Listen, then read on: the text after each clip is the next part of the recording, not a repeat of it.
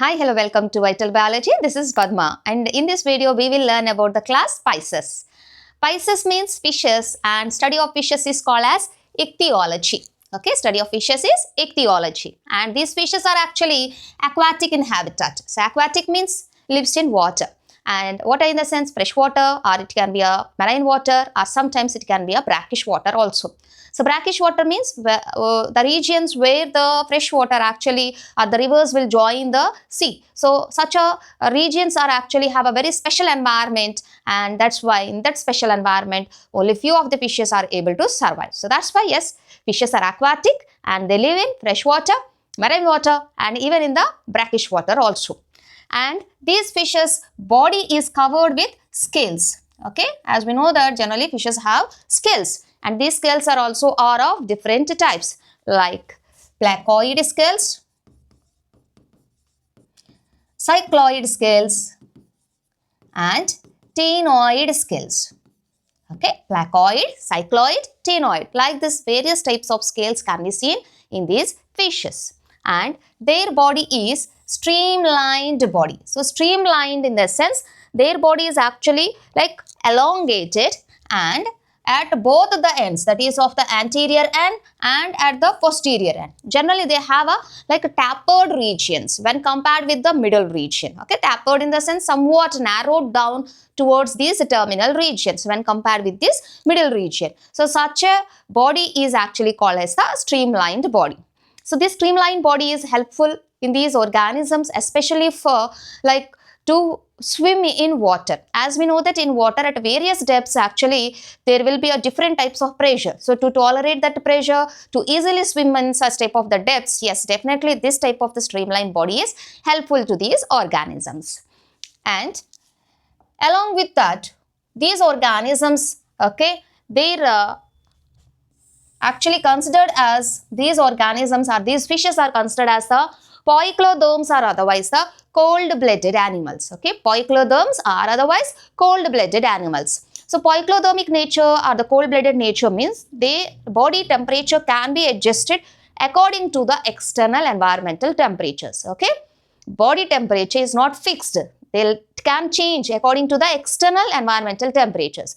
So such a nature is exhibited by these organisms. So that's why yes, these are called as the poikiloderms or otherwise cold-blooded animals. Generally in vertebrates like Pisces, amphibians, reptiles, generally these three are actually comes under this particular, that is of poikiloderms are cold-blooded. Whereas the birds and the mammals, these together they are comes under this warm-blooded nature or otherwise homeoderms. That is completely opposite to this particular condition, where those animals can have a fixed body temperature. Okay, they don't have that capacity to change their body temperatures, but they have fixed body temperature. Okay, so that is the difference between cold-blooded, warm-blooded, or otherwise poikiloderms and the homeoderms. Okay, so fishes are poikiloderms or otherwise cold-blooded animals, and their heart is two-chambered. Okay, two chambers are present in its heart, and those two chambers are also, one is auricle and one is ventricle. Okay, so the upper chamber is auricle and the lower chamber is ventricle, and the number wise also auricle is 1 and ventricle is 1. So that's why we said two-chambered heart is seen in the case of these fishes. And in fishes, the heart is actually considered as branchial heart. Okay, branchial heart, and even it has another name as venous heart. Okay, branchial heart and venous heart. So why the heart of fishes is considered as branchial heart means generally branchia means gills. Okay, branchia means gills, and in these fishes when heart pumps the blood, so that blood actually flows to the gill region. Okay, heart is pumping the blood to gills. That is why here the heart of the fishes is considered as a branchial heart. Okay, so why it is like that? Because in case of fishes, it collects all the deoxygenated blood from its body parts into the auricle, then to the ventricle, and then it is sending it to the gills. Okay, where the deoxygenated blood can be oxygenated. Okay, means here we can see that through the heart, whatever the blood which flows, that is of the deoxygenated blood. That's why here the heart is considered as a venous heart. Okay, so venous means through the heart deoxygenated blood actually flows. That is the reason. And in case of these fishes, the circulation is considered as the single circulation. Okay, single circulation. So why it is a single circulation? Because blood flows through the heart only once, as it is a two-chambered heart. Okay, as it is a just two-chambered heart, blood can flow through the heart only once. That's why here the circulation is considered as a single circulation. Okay, and even these fishes are provided with paid fins. Okay, paid fins. So paid fins means, in a previous class also we have discussed that, as the fins when they are just present below the gills, those are actually considered as the, okay, those are considered as the pectoral fins. And the fins which are present towards the abdominal region, okay, near the abdominal region, so those are called as the pelvic fins. Okay, so here these are the actually pelvic fins. Okay, near the abdominal region, these are the pelvic fins, whereas this particular fin is called as the, this one is called as the pectoral fin. So in these fishes, these paid fins are present.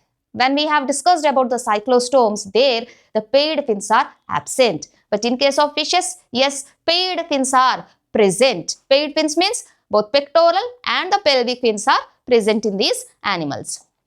Okay, so these are the few of the characteristic features of fishes. Okay, so once again, these are aquatic in nature and body is streamlined, and these are poikiloderms, are otherwise cold-blooded, and their heart is two-chambered, and there the heart is considered as the branchial heart or otherwise the venous heart, and they are provided with the paid fins. And also the study of fishes is considered as the ichthyology. Okay, ichthyology. And based on the skeleton, whether it is made up of a hard bone or otherwise the soft bone, based on that again these fishes are classified into chondrichthyes and osteichthyes. So once here we can see chondrichthyes, osteichthyes. So chondrichthyes means actually chondron plus ichthyes. So chondron means soft bone. Okay, so chondron means soft bone. Ichthyes means actually fishes. Ichthyes means fishes. So here the fishes in which soft bone is present as its endoskeleton. So such type of the fishes are included in chondrichthyes. Osteon plus ichthyes fishes, those fishes which are provided with the hard bone as their endoskeleton. That is why these are called as the osteichthyes. Okay, and going towards the main like differences between the chondrichthyes and the osteichthyes. Okay, so the differences are like these organisms habitat wise, if we will see, chondrichthyes are actually marine. Okay, they live in salt water, sea water, marine water.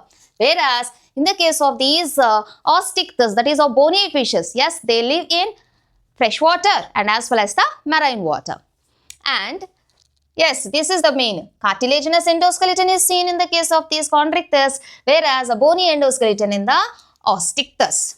Then mouth is ventral in chondrichthyes, whereas mouth is terminal in osteichthyes. So here they actually told us about the position of their mouth. See here, this is the shark, that is Scoliodon, one of the example of that is chondrichthyes, in which they said mouth is ventral in position. Okay, so mouth is ventral in position, that is towards their lower side, ventral side, actually the mouth is present. Okay, so ventrally located.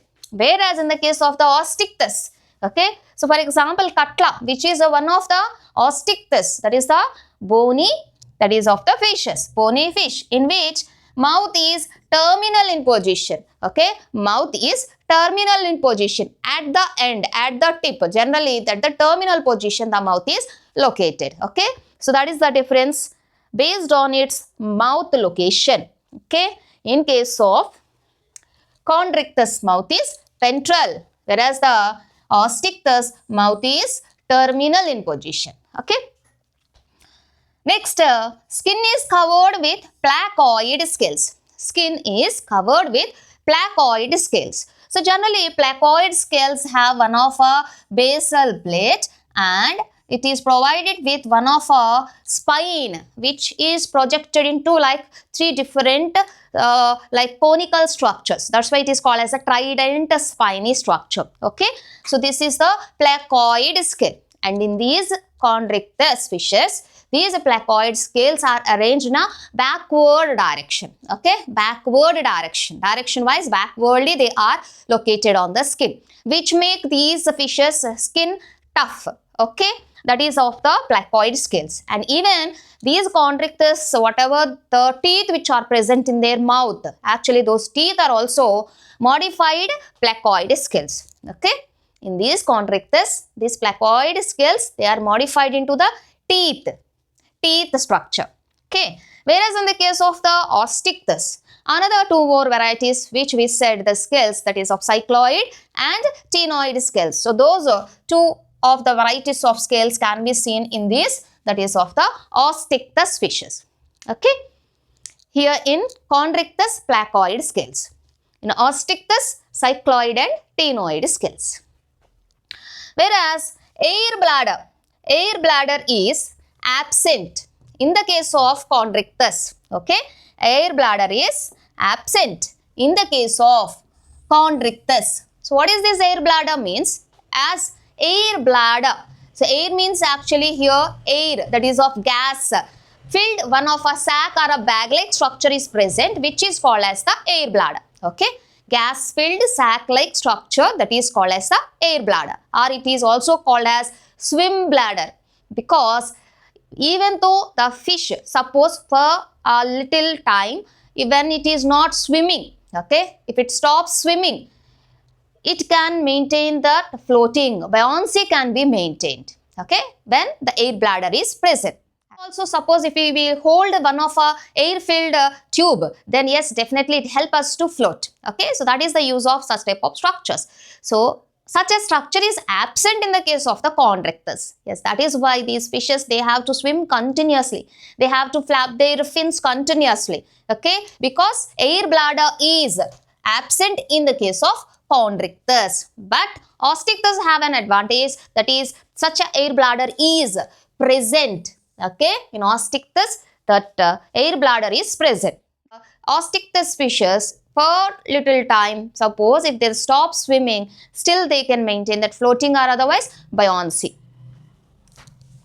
Okay, next going towards the fertilization. So here the fertilization is internal fertilization. So gametes union occurs inside the organism, inside the fish. That is why fertilization is the internal fertilization in chondrichthyes. Okay, whereas in the case of the osteichthyes, they release the gametes towards the outside into the water. That's why the fertilization is the external fertilization in the case of these osteichthyes. Okay, next.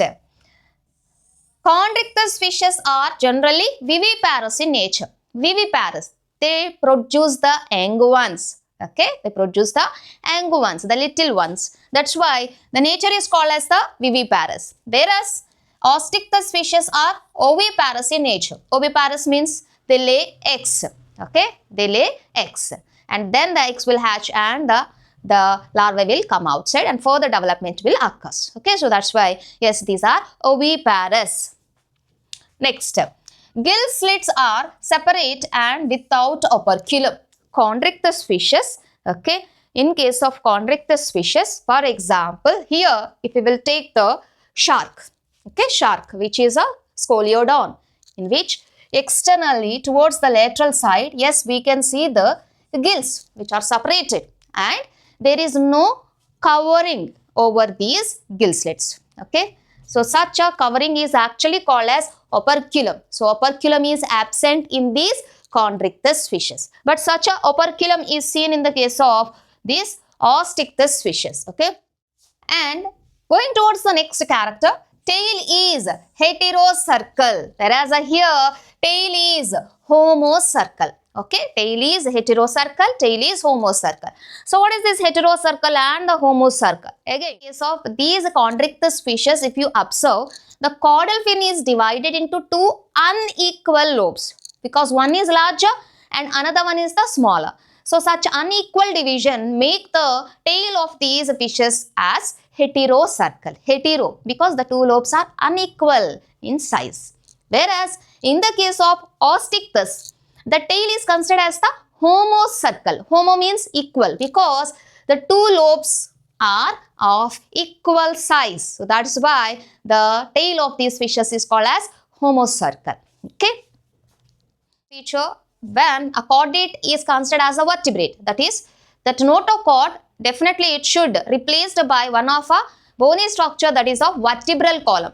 But here in the case of the chondrichthyes, such a replacement is not seen, and because of that notochord persists throughout the life. Okay, notochord is present in its young ones and as well as in the adult cases also. There is no replacement of notochord with the vertebral column. Whereas in case of these particular organisms, that is of the chondrichthyes, yes, notochord is present just in the embryonic stages, because in the adults this notochord is replaced with the, that is of vertebral column. Okay, so these are the various characteristic features, that is the differences between the chondrichthyes and the Osteichthyes. Okay, now very specific characters which are only seen in the case of the chondrichthyes, that is of cartilaginous fishes. So those are these cartilaginous fishes, that is of chondrichthyes. Their jaws are, okay, their jaws are very powerful. Their jaws are very powerful. Why? Because here these organisms are act as predaceous. Chondrichthyes fishes act as predaceous. Predaceous means they prey on other animals. So to capture their prey, yes, definitely they require very powerful jaws. So that's why here they told very powerful jaws they are provided with, and these animals are predaceous. Predaceous means preying on other animals. And in these animals, in these fishes, yes, few of the some other specific structures also can be seen which help them to lead a predaceous mode of life, and also these structures help them for their defense purpose also. Okay, one is to capture the food and another one is to escape from the enemies. That's why we said to lead a predaceous and for their defense. So such a structures can be seen in the case of the torpedo. Okay, torpedo. So this torpedo is actually comes under ray fishes. Okay, these are considered as a ray fish. Even this trigon is also considered as a ray fish. Okay, so torpedo actually they are provided with some specific structures called as electric organs. Okay, they are provided with electric organs. So electric organs are actually the structures which have a capacity are to generate high voltage of energy, high voltage of power. So how much actually they can like generate that voltage means, so here we will see about like in the case of this torpedo. See here, this is the torpedo which can able to generate about 8 to 20 volts of power or energy it can release. So by which easily it may capture their food material, or otherwise it can escape from its predator. Okay, so that is why these fishes are called as the electric rays, as they are provided with such type of a very special unique structure, that is of electric organ. Okay, and one more ray fish, that is the trigon. Okay, so that is of trigon. So trigon is provided with one of a poisonous sting. Okay, one of a poison sting. So here this is also the same way, it attacks its prey and as well as its enemy also. Okay, for the defense and for the predaceous life, this structure is helpful. Okay, so like this torpedo is having or provided by the electric organ, whereas the trigon is provided by the poisonous sting.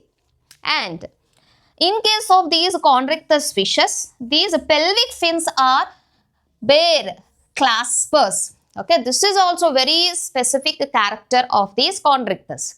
So what they told? One is the pelvic fin. We have to remember the paid fins, pectoral and the pelvic fin. So in that, the pelvic fin, that too in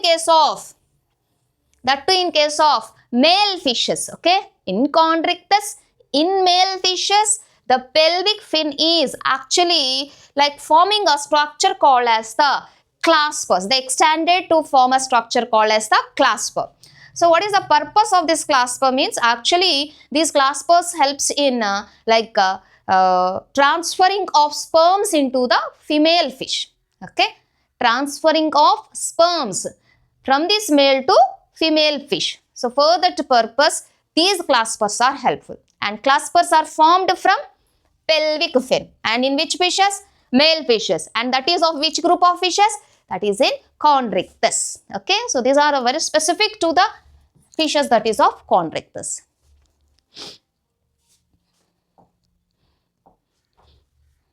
Yes, going towards the examples, chordates and the osteichthyes. So examples of chordates and osteichthyes. So for chordates, one example is scoliodon, which is commonly called as dogfish. As we know that dogs have high sense of smell. Okay, high sense of smell. The same way, these scoliodon fishes also have high sense of smell. In its brain, the main structures, that is of olfactory lobes, okay, which are especially the center for this type of smell. So those structures are very well developed. So as a part of that, these scoliodon have a high sense of smell. As because of that power, it can distinguish, or it can identify its prey from a long distances. Okay, so that's why it got a name as a dogfish. The next is Pisces, that is of sawfish. Okay, as its mouth is very elongated and it looks like a saw. It is provided with the rough edges. That is why it is called as the sawfish. And Carcharodon. Okay, another one example, Carcharodon. So that is called as the great white shark. Okay, great white shark.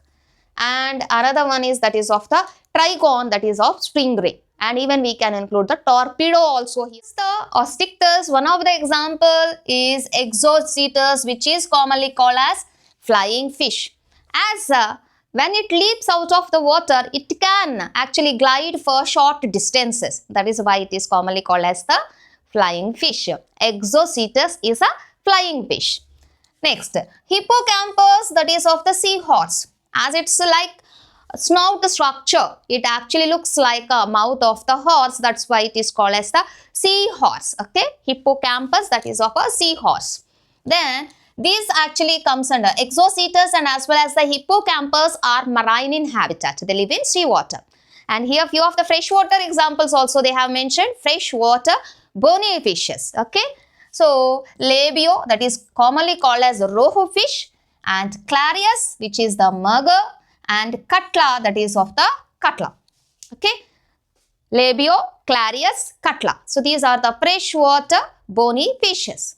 Next, two of the aquarium fishes also they have mentioned, that is of the betta, that is a fighting fish commonly called, and pterophyllum, which is commonly called as the angel fish. Okay, betta, fighting fish, whereas the pterophyllum, that is of the angel fish. Okay, so here some of the diagrams we will see. So this is the scoliodon, that is the shark, which is commonly called as the dogfish, and then it is the trigon, and then Carcharodon, that is of great white shark, and then it is the Pisces. So here you can see it is commonly called as the sawfish, as its snout is extended and provided with the rough edges. So that's why it looks like a saw. That's why it is called as the sawfish. So all these fishes are actually the examples of chordates, and all are marine in habitat. Going towards some of the osteichthyes fishes. So here, yes, this is the cutla fish, and then rohu fish, that is of the labio, and then another one example, that is the hippocampus, which is seahorse. Here you can see its head region, and especially the snout region looks like that of a horse like snout. That's why it is called as a seahorse. Okay, hippocampus, common name is seahorse. And then here that is of Exocetus. So Exocetus is commonly called as flying fish. See here you can see its fins are very much developed. Because of these developed fins, it can glide for short distances when it leap out of the water. Okay. So these are the various examples of these are fishes. Okay, so like this, fishes, whether it is of chondrichthyes or the osteichthyes, but together they are called as the fishes or Pisces. Yes, they have some common features in both, we can see, and some features are very specific to these chondrichthyes, and differences between these chondrichthyes and as well as the osteichthyes fishes. And then, yes, definitely these are the various examples of these particular fishes, okay, which we have observed in these particular diagrams.